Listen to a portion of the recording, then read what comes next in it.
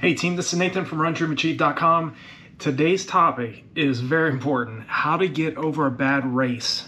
Okay, I have experienced this over the years, so it is very important for me to make a video because in regards to this topic, because I have dealt with it. I understand you all as well have dealt with bad races over the years.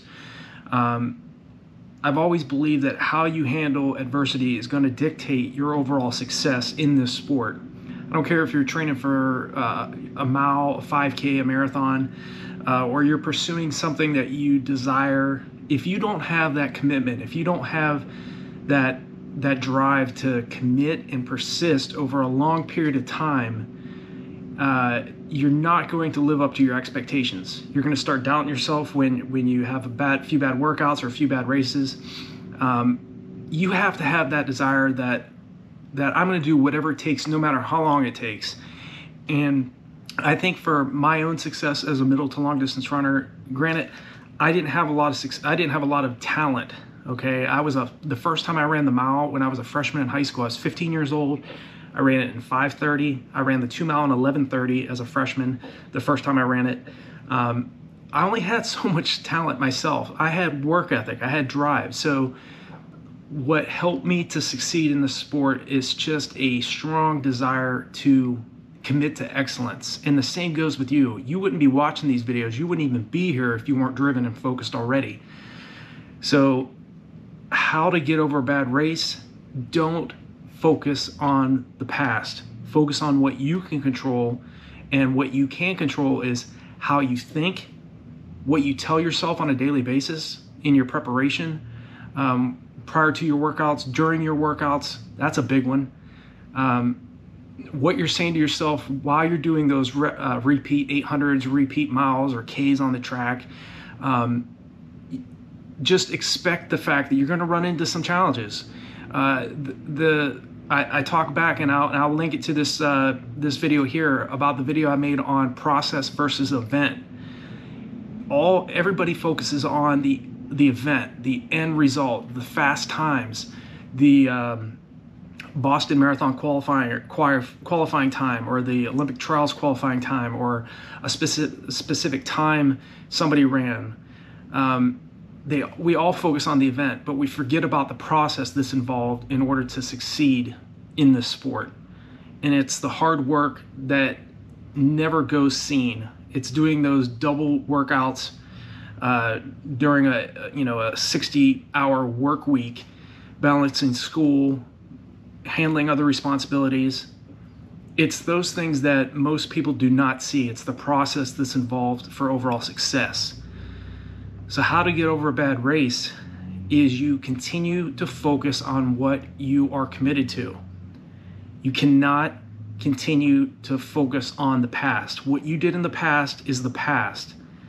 So what matters is how you handle the mistakes that you made in those past races, the mistakes you made in your training, the mistakes you made in running too high volume, focusing more on your mileage rather than focusing on the quality of your training. Only you can make up for those mistakes. The focus and the key thing to keep in mind in regards to bad races or bad performances or failures, so-called failures, because I don't necessarily believe that we fail. I believe that you learn from some attempts that did not work, but it still guides you. It's those failures and those setbacks that guide you toward what you are wanting. And if you stay consistent and persistent long enough, if that drive and enthusiasm does not diminish, you will succeed at whatever it is you're willing to do. But people that succeed in middle to long distance running, people that succeed in life, people that succeed either in education or business or athletics or whatever it is, these people are all in. They're not one toe in and one toe out. They're not lukewarm. These people are razor sharp, white hot focused. And you're one of those individuals. There's no question about it. Average people don't sit here and watch these videos. The people that visit RunDreamAchieve.com, NutritionGeeks.com, this channel, average people don't visit and watch these videos. Determined, driven, dedicated, disciplined, highly educated, highly driven individuals come here. My recommendation for how to get over a bad race is to just continue to learn what went right, what went wrong. In the military, we have what we call AARs, after action reviews. We learned what did we learn from the training, what was supposed to happen, how, and then, you know, some things that we can do better to make sure that training goes right in the future. So look back at your training, find out where are the leaks in your training. Why haven't you reached your potential at this point?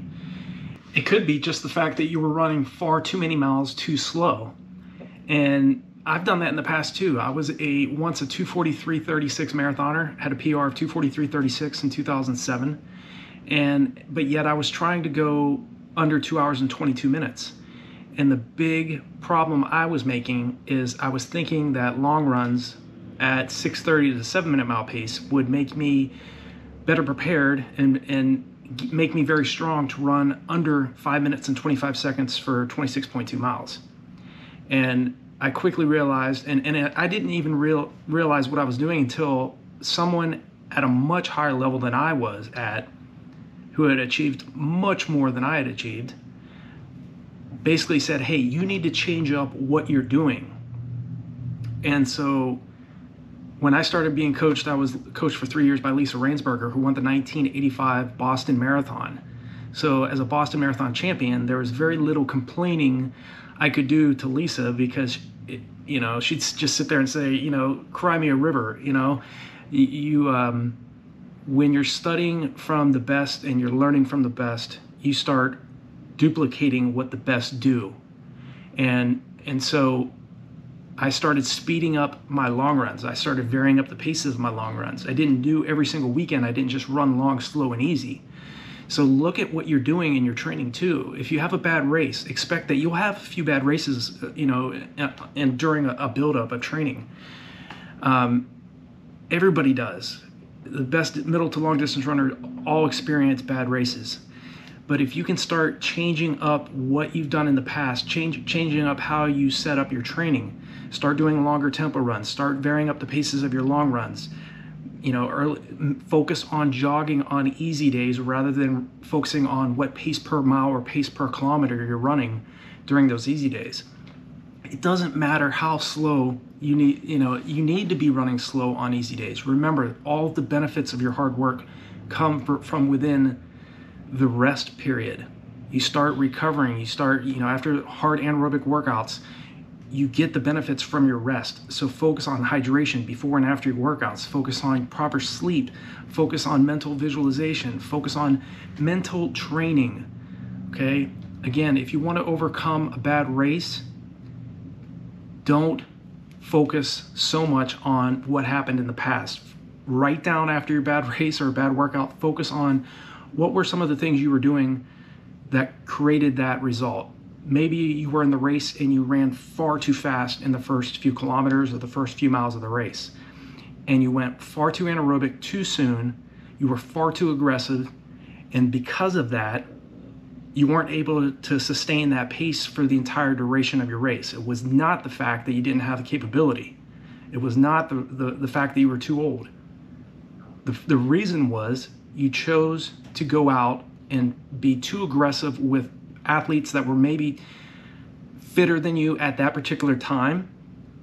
And so because you went with them and you were driven and motivated like you are, but you went too fast too soon, it cost you. And I've done that too. I did it even in high school. I was trying to break a 4-minute mile when I was in high school. I remember at my regional championships, at the Ohio State Regional Championships, I ended up running 4:26. It was my senior year. My PR was 4:25. And I finished 6th in the race. The top 4 went to the state meet. Looking back, because I hit the first lap in 60 seconds flat, I slowed down drastically in the last 3 laps. So that was a good race, but a bad race in the fact that I didn't qualify for the state meet. I missed it. The top 4 went to state. 4th place was 4:24. I finished 6th in 4:26. A few weeks prior to that, I ran a 4:25 mile, totally by myself, and didn't go quite as fast in the first lap, but it's watching your pace. If you gotta, and looking back too, always look back at your past races and try to find out what went right, what went wrong, how can you adjust, and that way you won't continue to make those same mistakes over and over again.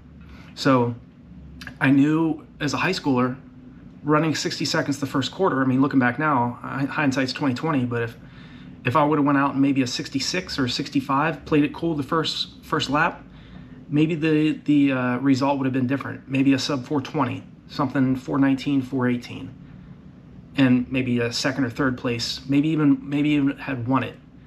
But again, look at what you've done in the past. Look at your race style. I always tell athletes, make sure you play it smart in the early stages of these races, especially in the longer races. In a shorter race, you don't have as much time to make mistakes. So if you have a bad race, again, critique yourself, but don't beat yourself up. Don't continue to doubt yourself and say, okay, well, maybe my time's passed, or maybe I just don't have what it takes. That's not the problem. The problem is your strategy. Okay, maybe you're running far too fast on your easy days. Maybe you're running too many miles too slow. Maybe you're not spending, more than likely, you're not spending sufficient time training at, near, and far below your goal race pace. So my recommendation for athletes such as yourself to overcome a bad race, how to overcome a bad race, how to, get past it, is to do what the best athletes do. The mindset they have, I can tell you from my experience with training with and living with Kenyans, especially the Kenyans. These athletes, and Europeans are similar too, they have a different mindset. They get over bad races and bad workouts very quickly, especially the Kenyans. I mean, these athletes just, if they have a poor race, I remember in Green Bay, I ran a 1:10 half, and this was, I believe it was in 2010. There was a marathoner, a Kenyan marathoner with a 2:12 PR. He ran a 2:40 on that day, had a real bad race for him anyways. And on the flight back to Tennessee, he was already talking about his next race and that he was wanting to break 2:10. These athletes, okay, for a 2:12 marathoner, a 2:40 time is not very good. But for somebody else, obviously, a 2:40 is a phenomenal time, and it's a very strong time regardless who you are. 2:40 for the marathon is very strong, very tough time. But it's how quickly he was getting over his so-called bad race. He was already focused on the next race. So again, don't dwell on the past. Only you can focus. You have control of what you think. You have control of what you ingest in terms of your food and your nutrition. You have control of what you put into your mind. We all have a choice whether we're going to listen to negative news, we're going to listen to negative people, no. You don't have to be that way. You can focus on the positives, focus on what went right, learn from what went wrong, and that will help you stay committed and focused toward your goals. Do not let a few bad races or a few bad workouts get the best of you. I've experienced it. I continued to stay focused. I continued to stay persistent until I got what I wanted. For me personally, I was wanting to break a 2:22 marathon. It was an Olympic Trials B standard time, USA Track and Field Olympic Trials B standard time, and I ended up breaking 2 hours and 20 minutes instead, which was the Olympic Trials A standard. And that was back in 2007. To this day, in 2021, the Olympic Trials standard, A standard time is 2 hours, 19 minutes flat, only 35 seconds slower or faster than my personal best of 2:19:35. So my commitment to you as a mentor, as a coach, is to stick by you. I mean, as you guys and gals visit the channel here, feel free to leave me a comment below any of my videos. I'll definitely respond and help you guys and gals get better and to help you get over those bad workouts and get over those bad races. Again, we learn the most from the struggles. We don't learn as much through successes. We learn who we are. We learn what we're capable of during those times when we're challenged most, when we doubt ourselves, when we don't want to go out for another workout, when we don't want to go out when the weather conditions suck, when it's blizzard conditions. I've been through it all too. I've been in sandstorms. I've raced in sandstorms when I was in Kuwait. I've trained in sleet. I've trained in blizzards, high heat, high winds, you name it, rain, all of it. So I'm speaking through a lot of experience here, and I hope this video was helpful for you, because I know how powerful the mind is, how powerful persistence and focus toward a goal is, and I know you're capable of doing whatever it is you truly want to do. And definitely keep me posted on your progress, keep me updated, and I look forward to talking with you all in the next video.